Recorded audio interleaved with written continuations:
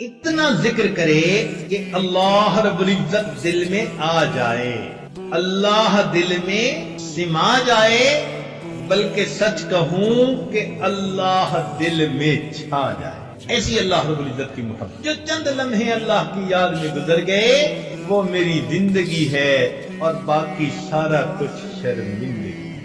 تو دل کو زندہ کرنے کے اسباب میں سے پہلا سبب ذکر کی کثرت۔ ہمارے مشائخ یہی سبق دیتے ہیں، سب سے پہلے فرماتے ہیں کہ دو حصوں میں کرو، ایک تو چلتے پھرتے لیٹے بیٹھے اللہ کی طرف دھیان رکھو، اس کو وقوف قلبی کہہ دیتے ہیں، اور ایک فرماتے ہیں کہ صبح اور شام 15 منٹ آدھا گھنٹہ ساری دنیا سے ہٹ کٹ جاؤ اور اللہ تعالیٰ کی یاد میں ڈوب جاؤ۔ دوسرا سبب جس سے دل زندہ ہوتا ہے وہ ہے تلاوت القرآن۔ آدمی کم از کم ایک پارہ روزانہ تلاوت، بہت مشکل ہو تو چلو آدھا پارہ، کوئی دن زندگی کا اللہ تعالیٰ کی یاد کے بغیر نہ گزرے، تلاوت قرآن کے بغیر نہ گزرے۔ ہمارے ان لاز کے ایک بزرگ تھے، دارالعلوم دیوبند سے انہوں نے فراغت حاصل کی تھی۔ میری ایک مرتبہ ان کی ملاقات سوات میں ہوئی تو وہ کہنے لگے کہ میں امام العلماء والصلحاء حضرت خواجہ عبد المالک صدیقی رحمت اللہ علیہ سے بیعت ہوا، اور اس وقت انہوں نے فرمایا کہ ایک پارہ روزانہ تلاوت کرنا۔ فرمانے لگے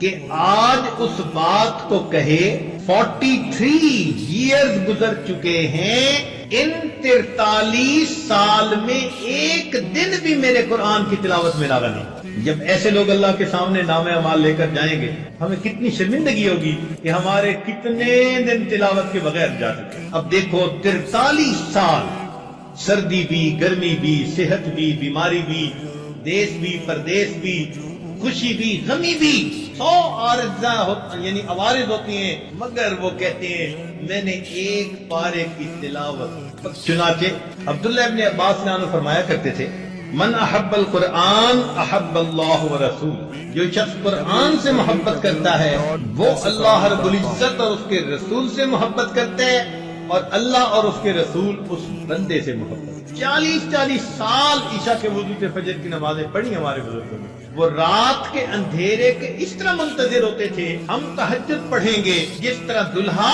اپنی دلہن سے ملاقات کے لیے رات کا منتظر ہوا۔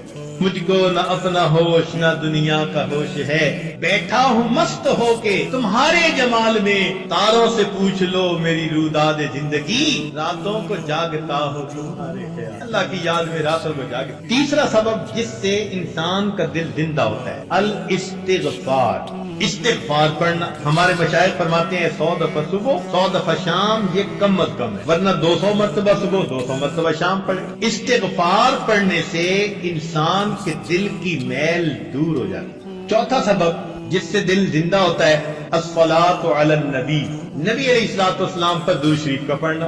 نبی علیہ السلام نے ارشاد فرمایا من صلی علی واحدۃ صلی اللہ علیہ عشرا، جو ایک مرتبہ مجھ پر درود شریف پڑھتا ہے اللہ رب العزت اس بندے پر 10 مرتبہ رحمت نازل فرماتا ہے۔ چنانچہ ہمارے مشائخ نے لکھا ہے وَكَذَلِكَ جَعَلَ جَزَاءَ ذِكْرِ نَبِيِّهِ ذِكْرَ مَنْ ذَكَرَهُ، کہ اللہ تعالیٰ کو اپنے محبوب سے ایسی محبت ہے کہ جو اللہ تعالیٰ کے محبوب کو یاد کرتا ہے درود شریف پڑھنے کے ذریعے سے اللہ اس بندے کو 10 مرتبہ یاد کرتے۔ کئی لوگ سوال پوچھتے ہیں جی استغفار پہلے کریں یا درود شریف پہلے پڑھیں؟ ہمارے بزرگوں نے اس کا ایک سادہ سا جواب دیا ہے، اگر کوئی کپڑا میلا ہو تو اس کو ترتیب یہی ہے کہ پہلے دھوتے ہیں اور پھر اس کے اوپر عطر لگا دیتے ہیں۔ یا کبھی ایسا ہوا کہ کسی نے پہلے عطر لگا دیا ہو بعد میں دھویا ہو، پہلے کیا کرتے ہیں دھو لیتے ہیں بعد میں کیا کرتے ہیں؟ تو استغفار سے ان میلے دلوں کو دھو لیجئے، پھر درود شریف کے ذریعے سے عطر اور خوشبو اس پر